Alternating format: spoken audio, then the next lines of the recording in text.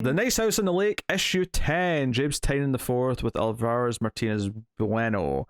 So, yeah, it's been a little while since the last issue, so it took me a little minute to settle in and sort of realize where we were with everyone.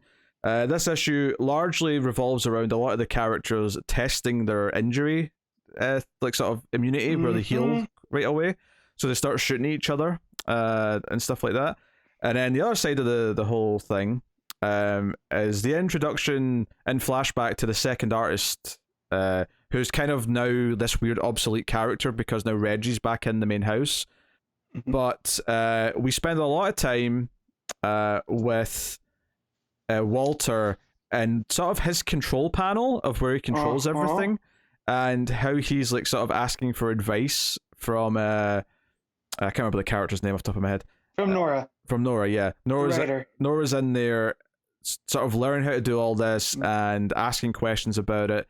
And he's explaining, yeah, it's like an RPG creator. I can like control your hair, what you remember. I can control the climate in here. I can do all this stuff. And, you know, all these questions. And then when he starts describing that this, you know, place was only designed for 10 humans and that he could be in trouble, and if these colleagues or supervisors find out, it could lead to some bad stuff. Nora realizes, oh wait, yeah, it's you know, it's this the second artist. She's the problem because she's not really meant to be here. She's like this superfluous character. Yeah. And basically it kind of implies that maybe they may have to get rid of her. And would you believe it? This character is listening to all this. She's overhearing it all and is in shock at it. And that leads to the big thing at the end of the issue where once they leave this control room, she goes up and starts messing with it and starts giving everyone their memories back. And one of the big revelations of this issue is that Walter had already erased memories from before they came here, and it turns out that every single one of them helped make part of this place in some way.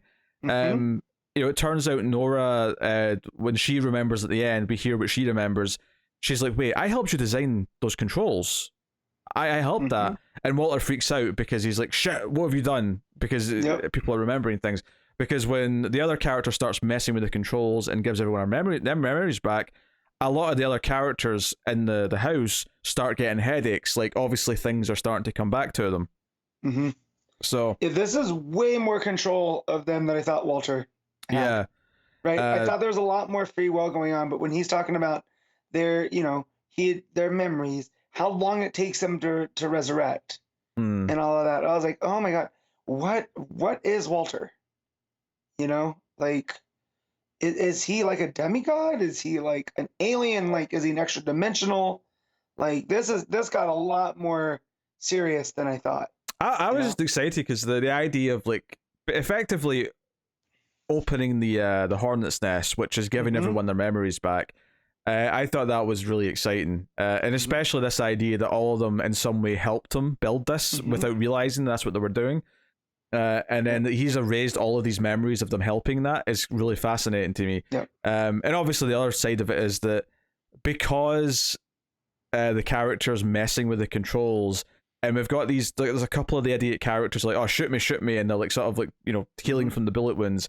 Eventually one of the women says, okay, fine, I'm curious as a doctor, which notably the healer of the group is the one at the end of the issue seemingly is shot, killed, and dead, or at least heavily injured, but I think she's dead.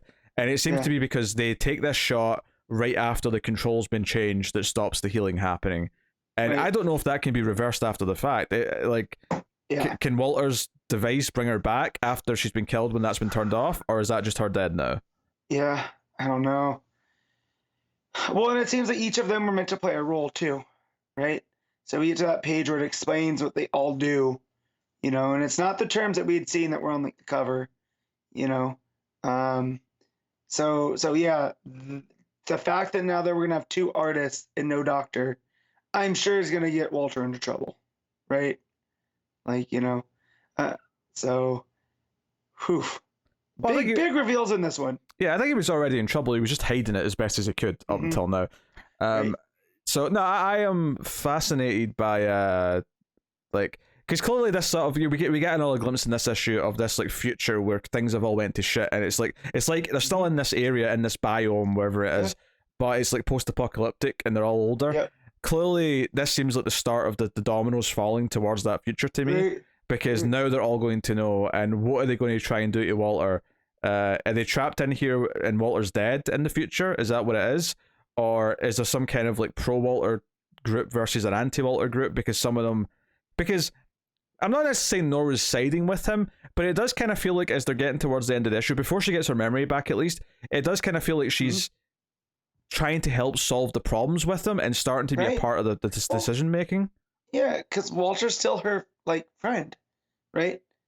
She doesn't see Walter as this alien creature that's conducting an experiment. It's like, well, no, my friend needs help. And yeah, I also reading this like with what we know about Tynion, I see this as this is how his creative process works. And this was kind of, to me, this was the one piece that kind of solidified that, because he's in control of all of these characters, what they do, what they, and I can kind of see a little bit of Tynion in Walter, and so if you look at it through that lens and how the story kind of has to come together, and these other people being, whether it's the readers or his editors or whoever, there needs to be an outcome.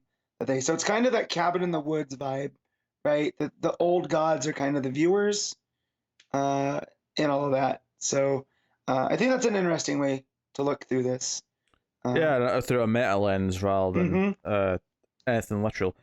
Right. Now, I love the moment though where he says maybe the way to fix this is to just reset everyone back to the start and remove the second artist, and like her reaction, to hearing this is amazing. Like it's kind of this, because it's so horrific and no one would know. No one would even know that she was missing or gone. Right. So it feels truly demonic. But it's the very next page where Walter says thank you and Nora hugs him.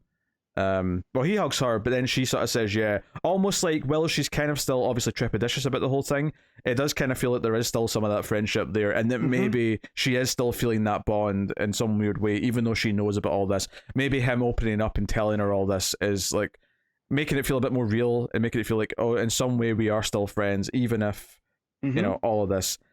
So no, it's really great stuff. So yeah, at the end, I do believe it's the Doctor who goes up and is getting shot, and we just, that final page, which is the gunshot, where the gunshot, like the blam reverses, and in the panel, to read backwards, and then you just hear them go Naya, and then it says to be continued. It's the perfect kind of like, oh shit ending of like, just you get the sense of you pull out to the wide, you don't see it happen, you just see the gunshot, the sound of it.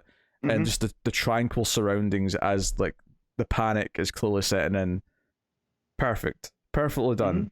Obviously the art's great throughout. Martinez has been great. I guess it works as a bookend. Then the start of the issue is introducing the Doctor and her relationship, because she had her husband is one of the other people, so that makes the ending harder hitting, because he's the one that even convinces her, hey, you should do it, and she goes up and gets the shot. So it's kind of a hard-hitting moment. So, yeah, no. Excellent issue, though. So happy to have it back. And now you look back, and it seems like the memories are scratchy and, like, shattered. Yeah. And, well, that's because he's watching it on a phone. This is a phone recording that he's watching. Oh, that's okay. Yeah, because it's in the future. It's the older version of the husband who's watching on the phone, and then the battery dies. Oh, jeez. So... yeah, it kind of almost sets you up for the ending that she's going to die. Oh, jeez, I didn't even make that connection at the end. Yeah. With that. Oh my goodness. Yeah, it's very, very good. Yeah. So, yeah, what are you giving Nicest in the Lake issue 10? I'm gonna give this an 8.5.